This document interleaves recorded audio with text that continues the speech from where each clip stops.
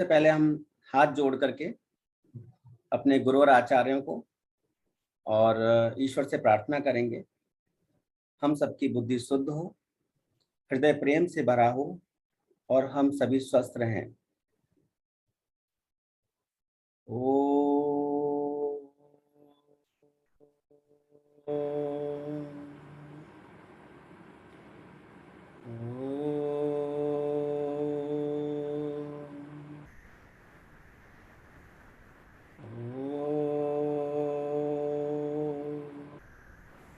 गुरुर्ब्रह्मा गुरुर्विष्णु गुरुर्देवो महेश्वर गुरुर्साक्षात् परब्रह्म तस्मै श्री गुरुवे नमः। ओम अज्ञानतिमिरान्धस्य ज्ञानाञ्जनशलाकया चक्षुरुन्मीलितं येन तस्मै श्री गुरुवे नमः। ओम सहना भवतु सहनो भुनक्तु सवीर्यं करवावहै तेजस्विनावधीतमस्तु मा विद्विषावहै। ओम शांति शांति शांति। हम सभी इकट्ठे बढ़ें और आनंद के साथ आज की क्लास को एंजॉय करें। यही इसी कामना के साथ आप सभी के साथ जुड़ता हूँ। जी प्रभु जी, मैं कहाँ से स्टार्ट करें आप बताइए। हाँ, मैं सर्वप्रथम गुरुजी आपके बारे में 2 शब्द बोलना चाहूंगा जी। कि मैं सभी पहले गुरुजी का बहुत बहुत स्वागत है। Thank you. स्वागत है कि गुरुजी ने अपने व्यस्ततम शेड्यूल में से हमको आज के 45 मिनट निर्धारित किए हैं, जिसमें कि पहले 25 मिनट और आधा घंटा गुरुजी के व्याख्यान रहेगा। गुरुजी ज्ञान की वर्षा करेंगे रेकी पर कि रेकी क्या है क्या नहीं है। उसके बाद 15 मिनट यदि किसी भी दर्शक के, किसी भी अटेंडी के कोई क्वेश्चन आंसर है तो उसका गुरुजी जवाब देंगे। मैं गुरुजी का पुनः स्वागत करता हूं। Guruji FTMFP, MSW, PhD, DLIT, DMSM और international certified consultant from USA, international traditional healer HMRF, modern and advance vastu with energy MIT brain mapping and geopathic expert है। हीलिंग गोल्ड मेडलिस्ट 2021 सीफा, विश्व ज्योतिष महर्षि गोल्ड मेडलिस्ट है। Reiki grand master and crystal master healer, advance NLP master and numerologist. ही Guruji certified past life and clinical hypotherapist, certified angel and crystal ball gazing healer भी हैं। गुरुजी ने अवार्ड भी जीते हैं, जिसमें से कि कुछ हैं talent award in recce and spirituality 2020। और गुरुजी एक्सपर्टाइज रखते हैं इन psychic surgery in recce healing. Guruji national membership है गुरुजी के पास RCI और गवर्नमेंट ऑफ तेलंगाना, और इंटरनेशनल मेंबरशिप है IAF, ASD USA और FTMP। ये गुरुजी का छोटा सा प्रोफाइल जो कि मैं जानता था, लेकिन फिर भी मैं गुरुजी से रिक्वेस्ट करूंगा पुनः स्वागत करते हुए, सबकी तरफ से प्रणाम करते हुए, कि गुरुजी अपने बारे में भी हमें 2 शब्द बोले गुरुजी के साथ। प्रभु जी, आपने वैसे काफी चीजें कवर कर ली हैं। मैं तो एक छोटा सा सेवक हूँ जो अपने गुरुदेव की सेवा कर रहा हूँ और गुरुदेव के बताए हुए रास्ते पर चल रहा हूँ। और सबसे अच्छी बात यह है कि आज की डेट में लोग रेकी के बारे में जानना चाहते हैं, उत्सुक हैं, क्योंकि ये रेकी एनर्जी जो है अपने आप में एक अभूतपूर्व सुविधा है लोगों के लिए, जिससे कि वह स्वस्थ रह सकते हैं। जहां तक मेरे परिचय का सवाल है, तो मेरा परिचय सिर्फ ये है कि मैं अपने गुरुदेव का दास हूँ और हमेशा जब तक मेरा जीवन है मैं राधा रानी के चरणों में अपनी सेवाएं देता रहूंगा। बाकी जहां तक मेरे अपने स्टूडेंट्स का सवाल है, मेरे अपने जो आज यहाँ अटेंडीज हैं जो अटेंड कर रहे हैं इस प्रोग्राम को, मैं यही उम्मीद करूंगा कि आज वो अपना ज्ञानवर्धन करें और मैं जिस लायक भी हूँ उनकी सभी प्रश्नों का उत्तर दे पाऊँ। तो इसी कामना के साथ हम लोग आगे बढ़ते हैं। और मैं आपको बता दूं कि द्वारका सेक्टर 4 नई दिल्ली में हमारा हेड ऑफिस है, जनकपुरी में और ईस्ट दिल्ली सादरा में हमारा जो ब्रांच ऑफिस है, इसके अलावा अभी नजफगढ़ साइड में भी हमारा एक ब्रांच ऑफिस ओपन होने जा रहा है कुछ समय में। तो कुल मिलाकर के दिल्ली के अंदर हमारे 4 ऑफिस हैं इस टाइम, जहाँ पे अलग अलग कोऑर्डिनेटर्स कोऑर्डिनेट करते हैं। लगभग 10 से 12 स्टाफ है, जिसमें कुछ मास्टर हीलर्स हैं, कुछ हमारे फिंगरप्रिंट एनालिसिस करने वाले कुछ एक्सपर्ट्स हैं, जिसमें हम कैरियर वगैरह के बारे में लोगों को बताते हैं कि बच्चों का कैरियर किस स्ट्रीम में है, और बच्चों की स्ट्रेंथ और वीकनेस के बारे में उसमें बताते हैं। तो आज का जो टॉपिक है हमारा, जैसा कि हम पहले से जानते हैं कि रेकी के बारे में हम लोग चर्चा करेंगे, और मेरा पूरा प्रयास होगा कि आपकी उम्मीदों पर मैं खरा उतरूं। मैं गुरुजी के इस बारे में कहूंगा कि गुरुजी के आशीर्वचन सुने अभी हमने। देखिए, मेरे को एक जो हमारे गुरुजी भी कहा करते थे बचपन में, वो याद आ गया।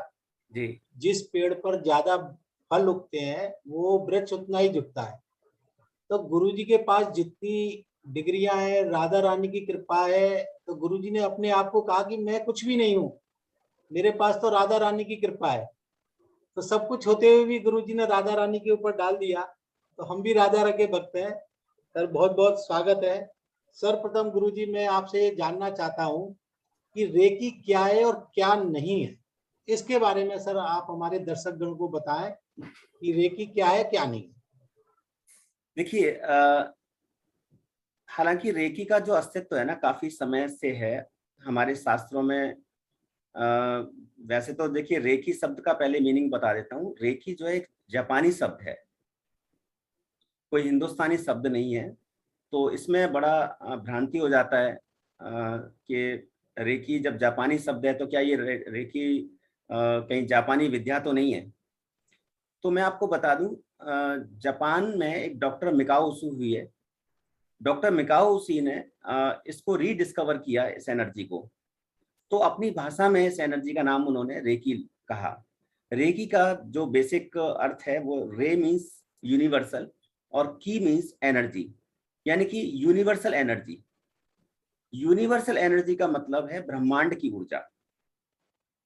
अब जो ब्रह्मांड की ऊर्जा है वो किसी धर्म संप्रदाय विशेष, किसी जाति से रिलेटेड नहीं है, क्योंकि वो ब्रह्मांड की एनर्जी है। तो जिसने भी इस ब्रह्मांड को बनाया, तो उसकी जो सोर्स एनर्जी जो जहां से वो आई, तो उसको माना गया कि वो ईश्वर है, एकमात्र एक ही ईश्वर। वो किसी भी फॉर्म में आप जानते हो, इसलिए किसी भी धर्म संप्रदाय से इसको जोड़ के देखना ठीक नहीं है, पहली बात। दूसरा, जैसा कि रेकी अपने आप में एक जापानी शब्द मैंने कहा, तो जापानी शब्द जरूर है क्योंकि वो रीडिस्कवर हुआ, और डॉक्टर मिकाओ उशी वहां के जापान में इसके प्रणेता थे। लेकिन चूंकि वो ब्रह्मांड की ऊर्जा है, तो हमारे शास्त्रों में इसका वर्णन कई जगह आया, कई जगह। जैसे आपका ऋग्वेद में आया, अथर्ववेद में आया, और इसको स्पर्श चिकित्सा के रूप में माना गया, और स्पर्श चिकित्सा के रूप में ही इसका प्रयोग भी हुआ। आगे सेशन में मैं आपको और क्लियर करूंगा। लेकिन रेकी हमारी ब्रह्मांडीय ऊर्जा होने की वजह से वो हम सबके अंदर विद्यमान है। केवल उसको जागृत करने की या एक ऐसे गुरु की आवश्यकता है जो हमें उस चैनल, उस रेकी के साथ, उस एनर्जी के साथ चैनलाइज कर दे। तो इसको पूरी तरह से हिंदुस्तानी मानते हुए और इसको अपने गुरुवर आचार्यों की एक धरोहर मानते हुए, उनके आशीर्वाद से ही इसकी अंडरस्टैंडिंग को लेकर हम चलेंगे। ठीक है गुरुजी। गुरुजी, साथ साथ में ये भी बताएं कि रेकी क्या नहीं है। आपने बहुत अच्छे शब्दों में बताया कि रेकी ब्रह्मांडीय ऊर्जा है। जी जी। इसके साथ ये भी बताएं कि क्या नहीं है। देखिए, ज्यादातर लोग क्या समझते हैं कि जैसे मान लीजिए कि मेरे पास हर समुदाय के व्यक्ति आते हैं सीखने के लिए, और वो अपने अच्छे अच्छे प्रबुद्ध लोग होते हैं जिन्होंने पीएचडी और बहुत कुछ डिग्रियां की होती हैं। और एक ऐसा स्टूडेंट भी आता है जो अभी अभी 8वीं क्लास में पढ़ रहा है, 7th में पढ़ रहा है, 6th में पढ़ रहा है, 10th में पढ़ रहा है, 11th में पढ़ रहा है। तो रेकी जो है सिर्फ एक यूनिवर्सल एनर्जी जो हमारे ईश्वर की प्रदत्त देन है, जिसका किसी भी धर्म संप्रदाय पंथ से कोई रिलेशन नहीं है, जिसमें हमारी सबसे अधिक श्रद्धा होगी उसी रूप में हमें एनर्जी दिखाई देगी। जैसे मान लीजिए, मैंने कहा कि मैं राधा रानी का सेवक हूँ, राधा रानी का दास हूँ, और मैं उनकी चरणों का एक छोटा सा सेवक हूं, तो मुझे जो भी ऊर्जा आती हुई दिखाई देगी उनके चरणों से निकलती हुई दिखाई देगी। आपका अगर हनुमान जी में श्रद्धा है तो आपको हनुमान जी से वो एनर्जी आती हुई दिखाई देगी। आपकी यदि किसी पीर मोहम्मद या किसी ऐसी गद्दी से आपकी श्रद्धा है तो वहां से वो एनर्जी दिखाई देगी। इसका अर्थ ये हुआ कि हमारी जो जड़ें हैं ना सनातन सभ्यता से जुड़ी हुई हैं। तो जब कभी भी हम कनेक्ट करेंगे इस एनर्जी को तो हमें उसी धर्म विशेष की वो एनर्जी दिखाई देगी। अदरवाइज इसका कोई भी किसी भी धर्म पंथ या वर्ग से इसका कोई संबंध नहीं है।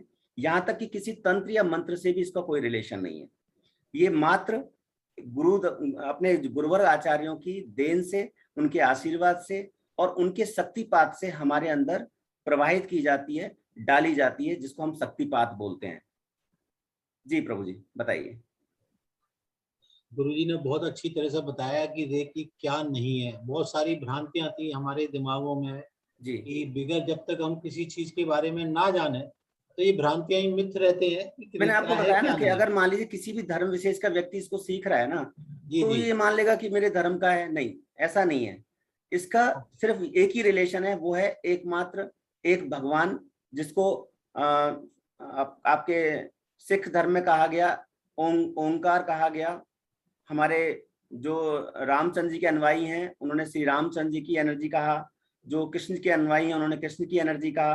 तो हम किसी धर्म के साथ इसको जोड़ करके ना देखें, बस ये देखें कि हमारे गुरुदेव से ये हमारी दीक्षा में हमें मिली और अब इससे हमें अपनी अपनी खुद की और दूसरों की सेवा करनी है। That's it. गुरुजी इसके बाद एक सबसे बड़ा क्वेश्चन उठता है सभी के दिमाग में, जी हम रेकी क्यों करें, इसके क्या लाभ हैं, क्या हानि है, या इसका कोई लाभ भी है तभी करें या नहीं करें, इसके बारे में देखिए, कुछ प्रकाश आपको डालिए। बड़ी सरप्राइजिंगली एक बात बताऊंगा कि ज्यादातर ये हमारी बॉडी, हमारा जो शरीर है, ये जान के आपको आश्चर्य होगा कि ये कभी बीमार नहीं होना चाहता। बाय डिफॉल्ट भगवान ने इसको ऐसा बनाया है कि ये बीमार होगा ही नहीं। लेकिन हमने क्या किया, इस शरीर के अंदर सप्लाई गलत दे दिया। अब जैसे मैं आपको एग्जांपल दूं कि हमें एक नॉर्मल भोजन एक गांव की स्टाइल में हम देखें, अभी तो खैर बहुत शहरीकरण होता चला जा रहा है। बहुत साधारण रोटी सब्जी चावल ये सब हम लोग खाने की आदत थी हमारी। लेकिन धीरे धीरे जब वो वैरायटी आने लगी और डोमिनोज पिज्जा और ये सब मैकडोनल्ड्स वगैरह ये ओपन होने लगे, तो हमने क्या किया, उस खान पान को चेंज कर दिया। लेकिन बॉडी नहीं चाहती थी। वो बॉडी को हमेशा नेचुरल आहार की जरूरत थी। फल फ्रूट और नॉर्मल जो आहार होते हैं नेचुरल, उसी के साथ बॉडी पहले सरवाइव करती थी और कभी बीमार नहीं पड़ती थी। तो एक्चुअल में हमारी बॉडी कभी बीमार नहीं होना चाहती, पहली बात। दूसरी बात, अगर बीमार हो भी गई है तो वो ट्रीटमेंट नहीं चाहती। फॉर एग्जाम्पल, अगर हमें लूज मोशन हो गए तो ज्यादातर मेरे अपने पार्टिसिपेंट्स मुझे बता सकते हैं कि हम क्या करते हैं, मेडिकल स्टोर या किसी फिजियोथेरेपी या जो आसपास के जो डॉक्टर नॉर्मल डॉक्टर होते हैं, जनरल फिजिशियंस होते हैं, एमबीबीएस डॉक्टर्स होते हैं, उनके यहाँ जाएंगे, बोलेंगे कि हमें लूज मोशन हो गए और हमें मेडिसिन चाहिए। हमने क्या किया, जो बॉडी जिस चीज को निकालना चाहती थी, क्योंकि बॉडी के अंदर कोई इन्फेक्शन हुआ या कोई खराब चीज हमने खा ली, उस चीज को बॉडी बाहर फेंक देना चाहती थी, क्योंकि उसका मैकेनिज्म ऐसा तैयार किया भगवान ने। लेकिन उस बॉडी ने क्या किया, उसको बाहर फेंकने का जब स्टार्ट किया तो हमने सोचा हम बीमार हो गए और हमने उसकी दवा लेकर के क्या किया, लूज मोशन को बंद कर दिया। एक्चुअल में गंदगी को बाहर निकलना चाहिए था, हमने उसको वहीं रोक दिया। एक दूसरा एग्जाम्पल, फीवर होता है। फीवर क्यों होता है? फीवर जब हमारी बॉडी के अंदर हमारे अच्छे कीटाणु और बुरे कीटाणुओं के साथ लड़ाई करते हैं, बहुत साधारण भाषा में बता रहा हूं, तो बॉडी को टायर्डनेस होती है, वो थकती है, और जब थकती है तो उसका टेम्परेचर हाई होता है। पर हम क्या करते हैं, उस प्रोसेस को पूरा नहीं होने देते और हम दवा लेकर के उस प्रोसेस को बंद कर देते हैं। तो ज्यादातर जो थेरेपीज हैं उसके अंदर कोई ना कोई मेडिसिन शामिल है, और वो मेडिसिन उसके रूट कॉज पे काम नहीं करती हैं, उसके स्थूल शरीर पे काम करती हैं, कभी भी मनोमय शरीर, प्राण वायु, प्राण शरीर या उसके सूक्ष्म शरीर पे कभी भी काम नहीं करती।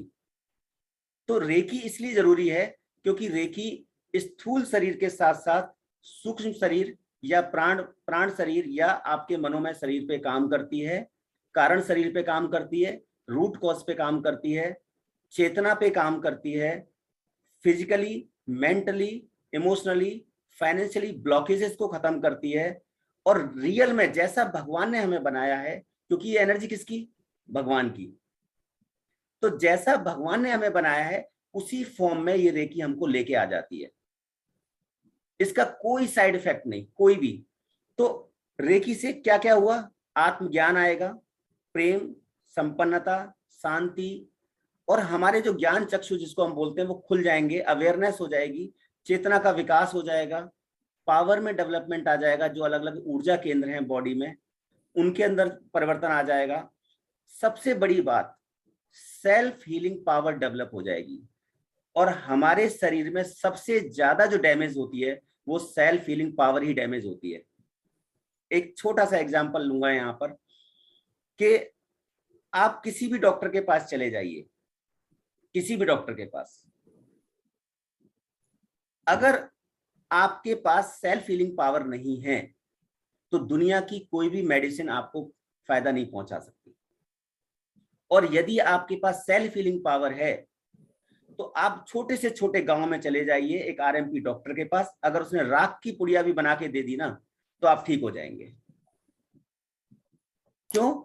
क्योंकि आपका फेथ है, दूसरा आपके अंदर सेल्फ हीलिंग पावर है, तो आप 100% ठीक हो जाएंगे। अदरवाइज आप ठीक नहीं होंगे, क्योंकि आपने क्या किया, उस बॉडी को उस गलत ट्रैक पे लेके चले गए जहां बॉडी जाना ही नहीं चाहती थी। आपका नेचुरल बिहेवियर क्या है, नेचुरल आपकी थिंकिंग क्या है, या आपका नेचर क्या है? वो नेचर है आपका स्वस्थ रहना। कभी बीमार होने का नेचर हमारा था ही नहीं। ये बीमार होना हमने स्टार्ट किया, इसलिए हम बीमार गलत खा करके। खान पान भी जिम्मेदार है, आहार विहार तो है ही, साथ में हमारे अपने जो दिनचर्या है उसमें भी परिवर्तन आया। रात को 12-12 1-1 बज जाएगा सोने में, सुबह 10 बजे तक सोएंगे, जबकि ब्रह्म मुहूर्त में 3:30 बजे उठने का प्रावधान है। हमारे खुद के गौड़ीय संप्रदाय में हम लोग 3-3:30 बजे जग करके अपनी मालाएं कंप्लीट करते हैं। और आपको ताज्जुब होगा कि मुझे पिछले 12-13 साल से मैं कभी बीमार नहीं पड़ा हूं, जब से मेरे जीवन में रेकी आया। मेरी फैमिली में एक टैबलेट नहीं आई है 12 साल में। तो इसका अर्थ क्या है? इसका अर्थ यह है कि आपने नेचुरल तरीके से जीना शुरू कर दिया। तो रेकी का अर्थ है कि आपकी नेचर से नेचर को मिलाना। एक्चुअल में आप जो हैं उससे आपको रेकी मिला देगी और आप स्वस्थ होते चले जाएंगे और आपका जीवन इतना आनंदमय हो जाएगा जिसकी कल्पना आप कर भी नहीं सकते। तो इसलिए रेकी को सीखना या रेकी कराना बहुत आवश्यक है। गुरुजी, एक सबसे बड़ी बात आती है दिमाग में जी, कि जब हमने बचपन में कभी भी सुना नहीं रेकी के बारे में, ज्यादातर हम एस्ट्रोलॉजी के बारे में ही सुनते आए हैं। जी, जी। तो क्या शास्त्रों में या पूर्व में इसका कोई प्रमाण मिलता है हमारे सनातन धर्म में? बिल्कुल है प्रभु जी। अभी मैंने स्टार्टिंग में बताया ना आपको, ऋग्वेद के 10वें मंडल में आप चले जाइए, नोट कर लीजिए, 137वां सूक्त है, वहां पर स्पर्श चिकित्सा के बारे में बात हुई है। स्पर्श चिकित्सा एक श्लोक आता है ऋग्वेद में कि ओम अयम मम हस्तो भगवानयम में भगवान अथम में विश्व येष जौर्णंच शिवामिम दर्शनम। मेरा यह हाथ भाग्यवान है, मेरा यह हाथ सब औषधियों से युक्त है, यह शुभ स्पर्श वाला है। शुभ स्पर्श वाला रेकी का अर्थ है कि जब हमें गुरु परंपरा से, मैं आपको एक जानकारी यहाँ पे दे दूं कि मैं इस रेकी की परंपरा का 11वां ग्रैंड मास्टर हूँ। 11वां रेकी ग्रैंड मास्टर, यानी मुझसे पहले 10 गुरु और हो चुके हैं। तो जब हमें गुरु परंपरा से ये रेकी दीक्षांत समारोह के दौरान मिलती है, हमारे शरीर के अंदर सहस्त्रार चक्र से डाली जाती है, तो उसका फ्लो हमारे यहाँ ऊर्जा चक्र से होने लग जाता है। अब जैसे ही मैं हाथ किसी भी पेशेंट के आगे करूंगा किसी विशेष अवधारणा के साथ, अफर्मेशन के साथ, तो वो रेकी फ्लो होने लग जाएगी उसी प्रॉब्लम के लिए, उसी प्रॉब्लम को ठीक करने के लिए। तो ऋग्वेद में कहा गया कि हमारा ये हाथ शुभ स्पर्श वाला है, सभी कल्याण से युक्त है। अथर्ववेद में कहा गया कि ये स्पर्श चिकित्सा के रूप में ये हाथ हमारे बहुत सौभाग्यशाली हैं, हमारी 10 उंगलियां हमारे भगवान की एक बहुत बड़े आशीर्वाद के रूप में काम कर रही हैं। तो आपके शास्त्रों में तो है ही। कुछ चीजें आपको उदाहरण के तौर पे मिलेंगी, जैसे श्री रामचंद्र जी अहिल्या को स्पर्श करते ही पाषाण से परिवर्तित हो गई। तो क्या था वो? स्पर्श चिकित्सा था। रेकी को छोड़ दो, अभी रेकी को साइड में रखो। रेकी तो एक जापानी शब्द है, उन्होंने रीडिस्कवर किया तो उन्होंने रेकी नाम दे दिया यूनिवर्सल एनर्जी को। अदरवाइज हमारे शास्त्रों में तो उसको ब्रह्मांडीय ऊर्जा कहा जाने लगा और स्पर्श चिकित्सा के रूप में ही जाने जाता था। श्री रामचंद्र जी ने अहिल्या जी को स्पर्श किया तो आपने देखा क्या हुआ।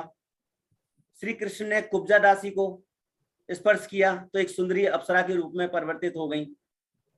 ठीक है, आप चलिए आगे। गुरु नानक जी जिस गांव से निकल जाते थे या जिस गांव में बीमार होते थे, केवल मात्र स्पर्श से वो ठीक कर देते थे। ईसा मसीह को ले लीजिए, जिस गांव में भी जाते थे, बीमार लोगों के गांव में जाते थे, बड़ी बड़ी बीमारियां होती थी और महामारियां वहां पर फैलती थी, तो क्या होता था? स्पर्श करते थे और ठीक हो जाते थे। तो वास्तव में ये स्पर्श चिकित्सा के रूप में ब्रह्मांडीय ऊर्जा के रूप में विद्यमान थी, लेकिन नॉर्मल चलन में इसलिए नहीं आ पाई कि कहीं ना कहीं हमारे गुरुवर आचार्य ये मानते थे कि कहीं ऐसा ना हो कि जन समुदाय तक अगर ये चली जाएगी तो इसका मिसयूज ना हो जाए, क्योंकि उन दिनों में मुगल शासन आ जाता था, अंग्रेजों का शासन हो जाता था। तो अलग अलग देशों से जो लोग आक्रमण करके आए ना, उसकी वजह से इस विद्या को छिपा करके रखा गया। उनका ये मकसद नहीं था कि आम जन इससे प्रभाव मतलब इसका लाभ ना ले सके, ये मकसद नहीं था। उनका मकसद ये था कि ये विद्या गलत हाथों में न चली जाए। जी जी। इसलिए क्या हुआ, ये आम चलन में नहीं आ पाई। लेकिन जब 1980s में जब रिसर्च हो रही थी जापान के अंदर, और डॉक्टर मिकाओ उसुई चूंकि वो एक विद्यालय में पढ़ाते थे, तो वहां पे एक चैप्टर था कि ईसा मसीह स्पर्श करके और स्टूडेंट को उनको अपने पेशेंट को ठीक कर देते। तो क्वेश्चन किया स्टूडेंट ने कि ये जो आपकी विद्या है, क्या ये हम भी सीख सकते हैं? तो डॉक्टर मिकाओसी के पास जवाब नहीं था, क्योंकि ईसा मसीह की बराबरी थोड़ी कर सकते थे वो। तब उन्होंने इसकी रिसर्च की, और आपको जान के हैरानी होगी, एक लोटस करके एक ग्रंथ, कमल सूत्र करके एक ग्रंथ हमारे हिंदुस्तान में उनको मिला, और वहां से रिसर्च उनकी स्टार्ट हुई। तब वो नतीजे पे पहुंचे कि एक ब्रह्मांडीय ऊर्जा होती है जिससे लोगों को ठीक किया जा सकता है, और साधनाओं के जरिए उन्होंने वो अपने अंदर प्रकाशित किया उसको, और प्रकाशित करने के बाद तब ये चलन में आई, और इसका नाम उन्होंने फिर रेकी दिया।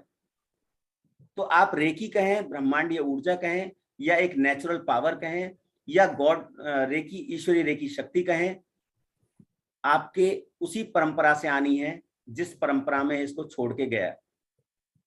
साधु संत ऋषि मुनि वही इसके जन्मदाता थे, और उन्हीं की कृपा से आज हम इस रेकी के बारे में डिस्कस कर पा रहे हैं। ये बहुत बड़ी बात है। लाखों लोग इससे लाभान्वित हो रहे हैं। और इसके संदर्भ में एक चीज और बताऊंगा, रेकी से हम बड़े से बड़े साइकिक सर्जरी कर सकते हैं बिना पेशेंट को हाथ लगाए। अगर कोई ऑस्ट्रेलिया में, अमेरिका में कहीं पे भी बैठा है पेशेंट, तो हम यहाँ दिल्ली में बैठ करके उसका उपचार कर सकते हैं। ऐसे बहुत पेशेंट मैंने ठीक किए जहाँ पेशेंट को हाथ नहीं लगाया गया और उनकी सर्जरी तक की गई, और सर्जरी में ही मुझे गोल्ड मेडल मिला है। जी सर, जी पंडित जी, जी गुरु जी। जी गुरु जी, आपकी चर्चा से अभी मेरे को भी ध्यान आया कि पुराने समय में कुछ अभी भी देखने को मिलता है कि ये परंपरा रही है कि बड़े लोग या साधु संत जो सिर पर हाथ रख करके आशीर्वाद देते हैं, एग्जैक्टली, वो भी शायद रेकी का ही एक बिल्कुल वो रेकी ही है। आपने देखा होगा कि हमारे बुजुर्ग हमारे सिर पे हाथ जब रखते थे, तो अभी भी आप ट्राई कर लीजिए, आपके घरों में अगर बुजुर्ग हैं और आप उनसे आशीर्वाद लेते हैं, उनके चरण स्पर्श करते हैं, तो आपके सिर पे जैसे ही वो हाथ रखेंगे, एक अलग सी वाइब्रेशन आपके शरीर के तरंगें आपके शरीर के अंदर महसूस होंगी। जी हाँ, एक अलग से कवच, ढाल के रूप में कुछ पता लगता है कि शरीर में कुछ प्रवेश कर गया। बिल्कुल बिल्कुल, वो एक रेकी है मुझे लगता है। वो रेकी ही है, लेकिन वो रेकी ऑटोमेटिकली आपके पास अभी जितने भी हमारे साथ जुड़े हुए हैं सदस्य, उन सबके पास है, लेकिन उसको चैनलाइज करने के लिए, उसको जागृत करने के लिए गुरु की आवश्यकता होती है, और गुरु के आशीर्वाद से ही उसका प्रभाव होता है। अदरवाइज आप अपने आप को अभी ठीक नहीं कर सकते। क्यों? क्योंकि अभी आपको जीने लायक जितनी एनर्जी की जरूरत है, सिर्फ उतनी ही एनर्जी आप प्रोवाइड कर सकते हैं, इससे ज्यादा नहीं। लेकिन जब आप एक चैनल बन जाते हैं, तो चैनल बनने के बाद आप अपने आप को तो एक्स्ट्रा एनर्जी प्रोवाइड करके ठीक कर सकते हैं, और दूसरों को भी एक्स्ट्रा एनर्जी प्रोवाइड करके ठीक कर सकते हैं। गुरुजी, आपकी चर्चा से एक और चीज ध्यान में आई कि जी हम इसको यूज कर सकते हैं, तो क्या इसके सीखने के लिए कोई योग्यता, पढ़ाई क्या जरूरी है? कैसे एक आम आदमी इसको अपने जीवन में ला सकता है जिससे कि रेकी के उसको फायदा मिल सके? इस पे भी थोड़ा प्रकाश डालिए गुरुजी। जी जी, अच्छा क्वेश्चन है आपका, क्योंकि बहुत से लोग सीखना भी चाहेंगे और ट्रीटमेंट कराना भी चाहेंगे। तो मैं आपको बता दूं कि मैंने 10 साल 12 साल के स्टूडेंट्स को भी रेकी सिखाया है। मेरा बेटा जब 12 साल का था, तब मैंने उसको एडवांस हीलर के तौर पे रेकी को सिखाया। बेसिक तो सिखाया ही सिखाया, और उसको एडवांस रेकी भी सिखाया। क्यों सिखाया, उसका उसके पीछे एक मकसद था। पहला स्टूडेंट मेरा बेटा था 12 साल का। उसको क्यों सिखाया? क्योंकि उसको अस्थमा की प्रॉब्लम थी, और फेब्राइल सीजर करके उसको फिस्ट आते थे। जैसे ही उसका फीवर 104 पहुंचता था, तुरंत उसको आंखें टेढ़ी हो जाती थी, ऊपर चली जाती थी, हाथ पैर टेढ़े मेढ़े हो जाते थे। और हम दोनों हस्बैंड वाइफ उसको लेकर के 5-5 दिन हॉस्पिटलाइज रहते थे। और जब वो ठीक हो जाता, ये हर साल की कहानी थी, और 12 साल तक उसने, उस बच्चे ने उसको झेला। डॉक्टर ने ये कहा, जब कभी भी हमने पूछा तो उन्होंने कहा कि ये ऐसी बीमारी है कि जैसे जैसे बच्चा बड़ा होगा वैसे वैसे कम होती चली जाएगी। लेकिन आपको मैं बताऊं, मैंने अपने बेटे को एडवांस रेकी हीलर बनाया, और बेटे ने मात्र 6 महीने के अंदर अपना अस्थमा भी ठीक किया और फेब्राइल सीजर भी ठीक किया। 13वें साल में उसको कोई प्रॉब्लम नहीं थी। अच्छा, तो तो एक तो इसके लाइफ लिए एग्जाम्पल है तो आपका। मैं बता रहा हूं ना, इसके लिए दूसरी बात क्या है, आप किसी भी एज ग्रुप में, बस वो उसको समझदार होना चाहिए, उसको एनर्जी के बारे में थोड़ा ज्ञान होना चाहिए, कि जो उन्हें सिखाया जा रहा है वो उसको समझ पाए एटलीस्ट। और दूसरी बात, इसके लिए ना तो आपको डिग्री की जरूरत है, कि आपको कहें कि 10th क्लास की जरूरत है, 12th क्लास की। अगर आप अनपढ़ भी हैं तो भी आप इसको सीख सकते हैं, क्योंकि गुरु कृपा काम करेगी।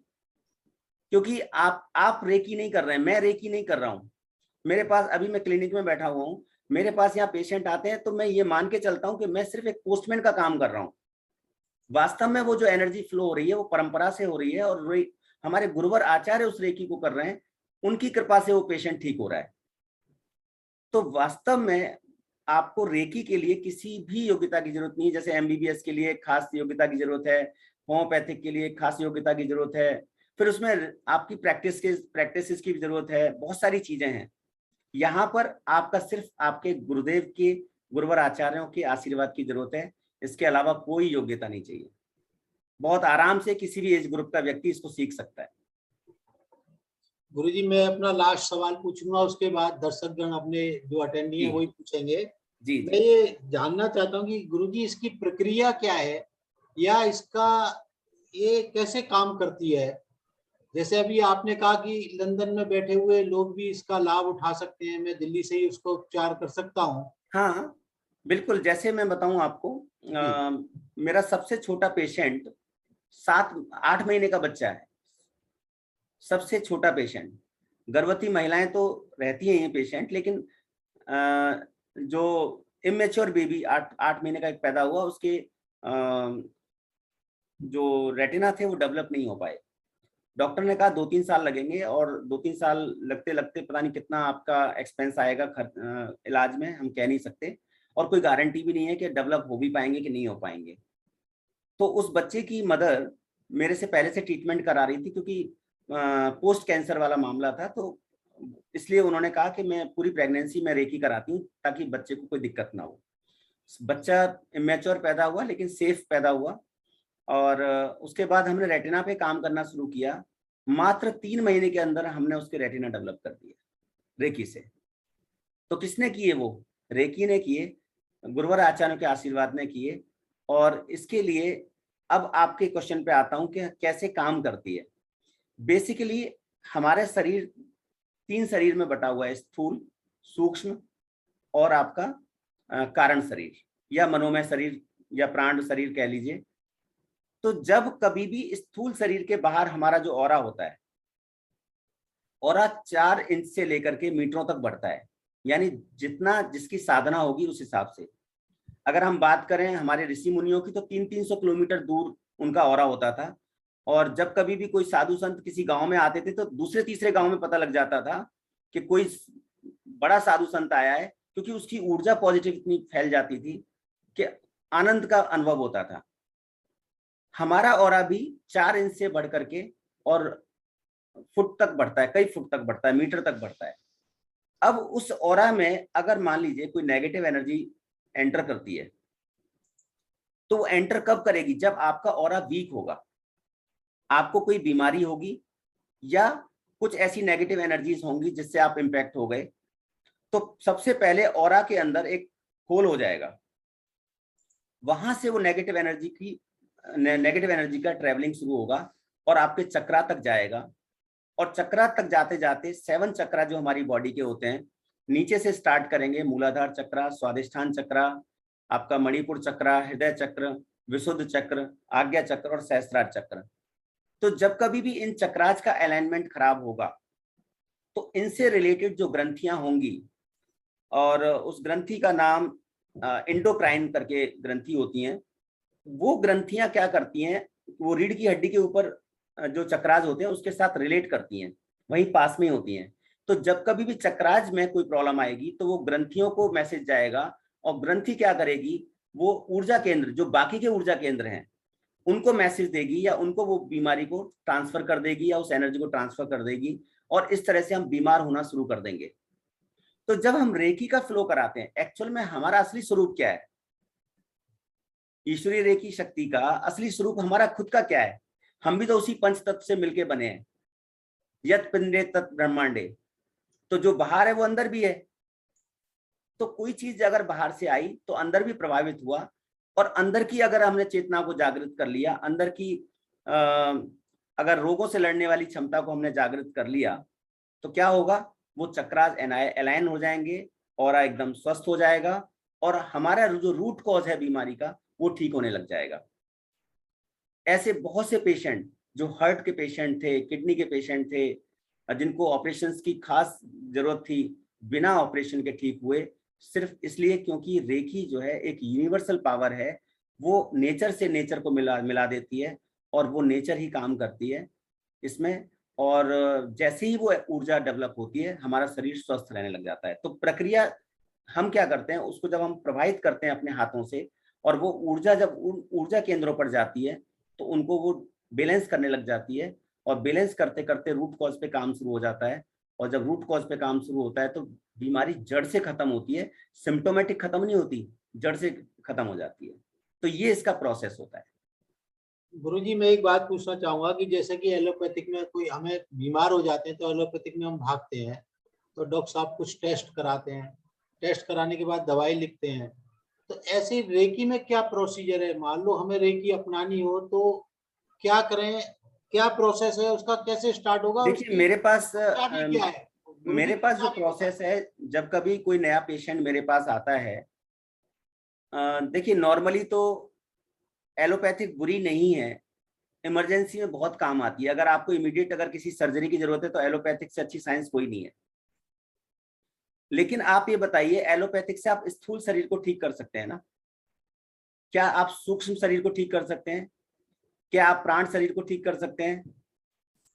क्या आपके ऊपर जो नेगेटिव एनर्जी का कोई साया, कोई ऐसी नेगेटिव एनर्जी जो आपके टेस्ट में भी नहीं आ रही है लेकिन आप बीमार हो, आपको वॉमिटिंग हो रही है लेकिन डॉक्टर नहीं पकड़ पा रहे, पेट में दर्द होता है लेकिन डॉक्टर के किसी रिपोर्ट में नहीं आता, तो जहां पर आपकी शक्तियां खत्म हो रही हैं वहां पर ईश्वर की शक्तियां शुरू हो रही हैं। तो वो जो आपका रहस्य है ना, वो आपको रेकी में ही पता चलेगा। तो हमारे पास ऑरा को जानने के लिए एक सॉफ्टवेयर होता है और एक ऑरा स्कैनर होता है। तो अभी हम क्या करते हैं, सबसे पहले जब पेशेंट आता है तो हमें ये जानना बहुत जरूरी होता है कि ऑरा का कलर कैसा है और ऑरा मेरे सामने बैठने की स्थिति है भी या नहीं पेशेंट की, जो फर्स्ट टेस्ट होता है वो हमारा ऑरा का कलर जानने का होता है। और इसके लिए हम जो चार्ज करते हैं नॉर्मली वो 600 700 ऐसे चार्ज करते हैं। लेकिन चूंकि मैंने इस तरह के सेमिनार्स जब मैं करता हूं तो यहाँ पर मैं 101 एक एनर्जी एक्सचेंज के रूप में डिसाइड करके चलता हूं, क्योंकि जब कभी कोई एनर्जी हम देते हैं तो उसके बदले में एनर्जी एक्सचेंज होना चाहिए, ये रूल है रेकी का। तो हमारे जितने भी पार्टिसिपेंट्स हैं इनमें से भी अगर कुछ लोग ऑरा को जांच कराना चाहते हैं तो ऑरा किस कलर का है, ऑरा कितना इम्पैक्ट कर रहा है, किस तरह की एनर्जी है, तो मात्र 101 रुपए में वो अपना मुझे फोटो और नाम भेज करके अपने ऑरा का कलर जान सकते हैं और ये जान सकते हैं कि वो कितने स्वस्थ हैं, कोई मेजर इश्यूज तो नहीं है। तो इस चीज को जानने के लिए वो मुझे जो है मेरे नंबर पे संपर्क कर सकते हैं। आप चैट बॉक्स में नंबर डाल दें, कोई जो भी, दोनों नंबर डाल सकते हैं, दोनों नंबर पे भेज सकते हैं, कोई दिक्कत नहीं है। मैं डाल देता हूँ, ठीक है ना। तो वो अपना नाम भेज देंगे, अपना फोटो भेज देंगे। एक तो ये है। दूसरा एक है ऑरा स्कैनर। ऑरा स्कैनर में क्या करते हैं, पहले तो हमने ऑरा की जांच कर ली, हमें लगा कि ऑरा का जो कलर है उसके अंदर ब्लैकिश ज्यादा आ रहा है और रेड ज्यादा आ रहा है। तो रेड का मतलब है उसका रूट चक्रा डैमेज है। रूट चक्रा डैमेज का मतलब है फाइनेंशियल स्थिति खराब है, कॉन्फिडेंस खराब है और रिलेशंस खराब है, नेटवर्किंग खराब है, कम्युनिकेशन इम्पैक्ट हो सकता है आने वाले टाइम में, अभी कम्युनिकेशन ठीक है। तो ऐसी स्थिति में हम क्या करेंगे, फिर ऑरा स्कैनर की तरफ जाएंगे और वहां पे फिर हम चक्रास को स्कैन करेंगे, अलग अलग एनर्जीज को स्कैन करेंगे, तब हमें एक्यूरेट पता चलेगा कि हाँ अब हमें इस तरह का ट्रीटमेंट इतने समय तक देना चाहिए। और सबसे अच्छी बात क्या है इस ट्रीटमेंट में, आप घर बैठे भी इस ट्रीटमेंट को करा सकते हैं, मेरी क्लिनिक पे भी आके ठीक करा सकते हैं और फोन पे आप पूरा के पूरा कंसल्टेंसी ले सकते हैं, कोई दिक्कत नहीं है। धन्यवाद गुरुजी, आपका बहुत बहुत धन्यवाद। वैसे तो समय पता ही नहीं लगा, 45 मिनट पूरे हो चुके हैं। 30 जी मुझे भी अभी बस मेरे पेशेंट आ गए, बैठे हुए सामने, 30 तो मिनट 10 मिनट के लिए 10 मिनट में हाँ, जितने भी क्वेश्चंस हैं। गुरुजी हमारे साथ हैं, मैडम भी है, काजल जी का भी वेलकम है।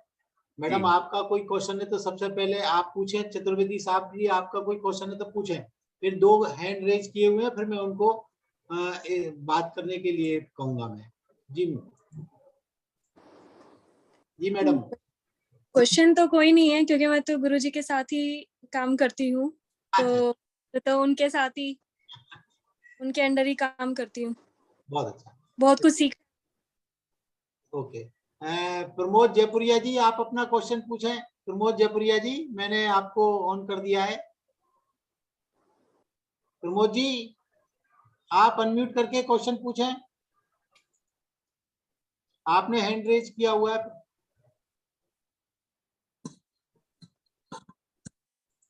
प्रमोद जी, खैर चतुर्वेदी जी आपका कोई क्वेश्चन है तो आप हाँ पूछें। प्रणाम। सबसे पहले तो आचार्य जी को प्रणाम करूंगा। उन्होंने इतना अच्छा हमें बताया और ये तो विषय हमारे लिए बिल्कुल अनजान था, हम तो इसको कुछ जापानी चीज समझते थे। तो सबसे नहीं पहले तो जापानी आपका नहीं है। कोटि कोटि धन्यवाद। दूसरा आपने जो ऑरा स्कैनिंग के बारे में कहा और कहा कि पिक्चर अगर आप भेजें, तो मेरे उस पर बड़े स्पष्ट प्रश्न है कि क्या ये डायरेक्ट कोई मोबाइल से अपनी फोटो खींच करके आपको भेज सकते हैं, वो स्ट्रेट अभी फॉरवर्ड आप अपनी सेल्फी लेके तुरंत भेज सकते हैं, नेचुरल लाइट में या नेचुरल, आपका कोई नेचुरल? पुराना फोटो नहीं चलेगा। ठीक ठीक ठीक, बस तो यही प्रश्न था।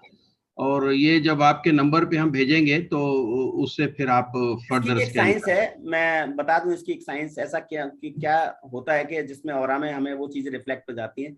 एक्चुअली हम सब एटॉमिक एनर्जी से बने हैं।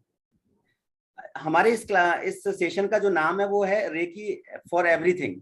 एवरीथिंग का मतलब चाहे वो पेड़ पौधे हैं, कोई इंसान है, जल थल जहां पे भी वो निवास करता है, कहीं पे भी कुछ भी, पत्थर पत्थर पहाड़ पर्वत नदी नाले तालाब पेड़ पौधे बड़े बड़े जंगल, यहाँ तक कि जो जंगलों में आग लगती है हमने एक ग्रुप हीलिंग के द्वारा वो आग को भी बुझाया है।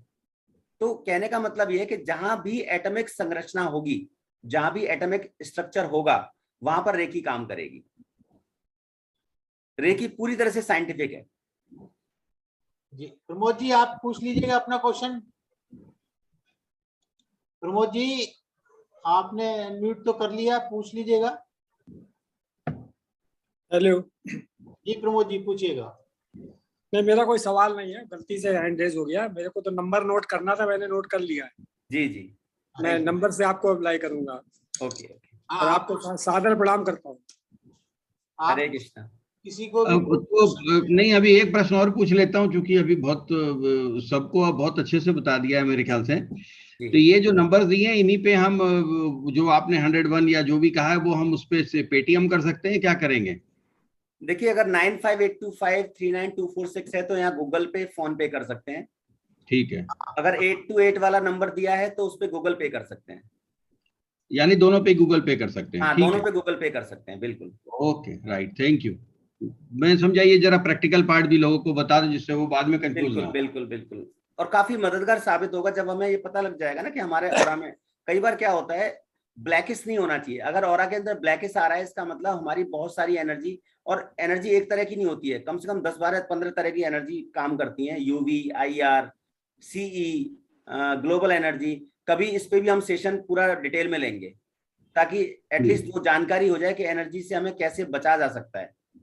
एक आखिरी प्रश्न और पूछूंगा, वो भी बड़ा प्रैक्टिकल एंगल से, कि जब वो आदमी अपनी फोटो खींचे तो वो उस समय उसके वस्त्र का कपड़ा क्या रंग क्या होना चाहिए? उससे फर्क नहीं पड़ेगा, बस बैकग्राउंड में कोई इलेक्ट्रॉनिक आइटम नहीं होना चाहिए।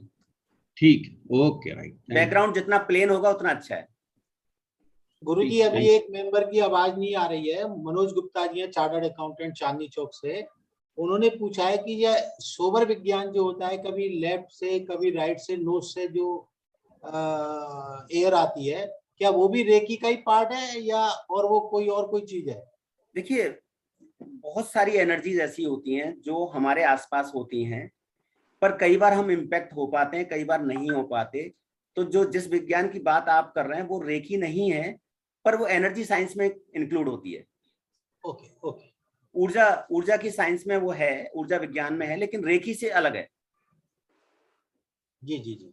रेकी को आप एकदम नेचुरल पावर, जो भगवान की शक्ति है, जैसा जैसा बनाया है, एक्चुअल फॉर्म जो है, एक्चुअल फॉर्म को रेकी कहा गया, एनर्जी की एक्चुअल फॉर्म को। जी जी जी। जो रियल फॉर्म है। ठीक ठीक। केसवानी साहब भी हमारे साथ मौजूद है, बड़े वरिष्ठ अकाउंटेंट हैं जी। और उनका ऑफिस है और रुचि रखते हैं, मेरे बड़े भाई की तरह। बहुत बहुत बहुत अच्छा प्रोग्राम बनाया राजेश जी, आज बहुत बढ़िया। आपका सर कोई सवाल हो? वैसे तो आप ही विद्वान हैं, मुझे मालूम है। नहीं, आपने आज बहुत अच्छा प्रोग्राम स्टार्ट करवाया। मेरा भी काफी इंटरेस्ट है इन चीजों में। मैं भी कांटेक्ट करूंगा शर्मा जी। जी बिल्कुल बिल्कुल, मोस्ट वेलकम। बहुत बहुत अच्छा, मुझे भी सीखना है रेकी। बिल्कुल, आइए सर, आइए, बिल्कुल। सिखाने वाले तो गुरुदेव हैं, हम तो बस अपना नहीं, हमारे लिए तो आप गुरुदेव हैं जी। नहीं, हमारे लिए तो आप गुरुदेव। एनीवे सर, समय हमारा वैसे ही 8 मिनट ऑलरेडी पूरे हो चुके हैं और गुरुजी ने कहा भी है कि उनके पेशेंट वेट कर रहे हैं। एक्चुअली वो सामने आ गए, 2 पेशेंट आ गए सर, पुनः समय दिया था ये। तुम्हें बहुत बहुत धन्यवाद सर। आपने अपने व्यस्तम समय से निकाल करके हमें 45 मिनट दिए और मैंने आपका टाइम 10 मिनट वैसे ही कोई बात नहीं, लेकिन मैं बताऊं, मुझे बहुत अच्छा लगा और काफी प्रबुद्ध जन यहाँ पर जुड़े हुए थे। सबकी एनर्जी को मैं पहचान पाया, 1-2 एनर्जी को छोड़ करके, क्योंकि कई बार क्या होता है, एनर्जी के साथ जो मिक्स एनर्जी आती हैं उनको आइडेंटिफाई करना मुश्किल हो जाता है। पर मैक्सिमम ऊर्जाएं बहुत अच्छी थी और मैं ईश्वर से कामना करता हूँ सभी स्वस्थ रहें, मस्त रहें और आनंद से रहें। तो गुरुजी, लास्ट सवाल मैं पूछ लेता हूँ। अभी आपसे किसी को मिलना हो तो क्या टाइमिंग देते हैं और उसकी फीस क्या है? देखिए, मेरे बारे में थोड़ा सा और जानने के लिए आप मेरी वेबसाइट विजिट कर सकते हैं, www.reikiandastro.com। मैं फिर से रिपीट कर देता हूँ, www.reikiandastro.com। मेरी टाइमिंग, ऑफिस की टाइमिंग जो है 11 बजे से लेकर के और 5 बजे तक है। उस बीच में अपॉइंटमेंट लेके मिला जा सकता है, लेकिन अगर कोई मुझसे नहीं मिल पाता तो 24 आवर्स मुझे कॉल कर सकते हैं, मैं खुद पर्सनली उठाता हूँ। 24 आवर्स वर्किंग होता है मेरा। आपसे मिलने के लिए सर कोई चार्जेज है, कोई फीस है आपकी? मेरी जो कंसल्टेंसी, नॉर्मल कंसल्टेंसी चार्जेस जो है वो 600 रुपीज हैं। ओके। लेकिन जैसे जैसे हमारी वो डायग्नोज होंगी तो डायग्नोज के बाद उनको क्लिनिकल हिप्नोथेरेपी की सेशन में जाना है तो उसकी फीस अलग है। पास्ट लाइफ सेशन में जाना है, अगर वो अपने पास्ट को जानना चाहते हैं तो पास्ट लाइफ रिग्रेशन प्रोग्राम होता है, तो पास्ट में जाकर के हमारे कौन से कार्मिक कनेक्शन जुड़े हुए हैं जिसकी वजह से आज हम इतना पेनफुल जीवन जी रहे हैं, या हम फ्यूचर में अपने जा सकते हैं कि फ्यूचर में हमारे साथ क्या होने वाला है, अगर कुछ देखना चाहते हैं तो वो रिफ्लेक्शंस हमें आ जाएंगे। इसके अलावा हमें क्रिस्टल बॉल गेजिंग में अगर अपने फ्यूचर को देखना है तो वहां पर क्या स्थिति है। हमें रेकी कराना है तो रेकी का सेशन 600 रुपीज पर सेशन होता है। अगर हमें ऑरा स्कैनिंग से जितनी भी तरह की एनर्जीज होती हैं वो सब जानना है तो उसका भी 600 रुपीज चार्जेस है। लेकिन मैंने आपको जैसे बताया कि अगर आप इसी प्लेटफॉर्म पर हैं और यहाँ से कनेक्ट कर रहे हैं तो ऑरा को हम जो पिक्चर इमेज को आइडेंटिफाई करेंगे उसके मात्र 101 रुपये हम सिर्फ एक दक्षिणा के तौर पे आपसे ले रहे हैं। तो ये मेरी तरफ से आप सबके लिए एक सेवा होगी और जिसके लिए मेरे गुरुदेव ने मुझे जिम्मेदारी दी है। मैं सुमन अरोरा जी का सर आपके लिए एक बहुत अच्छा उन्होंने भेजी है प्रशंसा कि उनके हस्बैंड भी रेकी आपसे ले रहे हैं शायद, और उनके बहुत अच्छे रिजल्ट हैं और तबीयत अब उनकी बहुत अच्छी है। ओके जी, ओके। पुनः सर आपका बहुत बहुत धन्यवाद, साधुवाद। मैं चाहूंगा कि सर और कभी समय मिले तो संडे को आप हमें और कभी 45 मिनट या आधा घंटा प्लान कर लेंगे। मैं अपना शेड्यूल देख के प्लान कर लूंगा, बता दूंगा आपको जैसा भी होगा। बहुत बहुत धन्यवाद। ठीक है जी, थैंक यू। बहुत बहुत बढ़िया। हरे कृष्ण, हरे कृष्ण, हरे कृष्ण, हरे कृष्ण, हरे कृष्ण।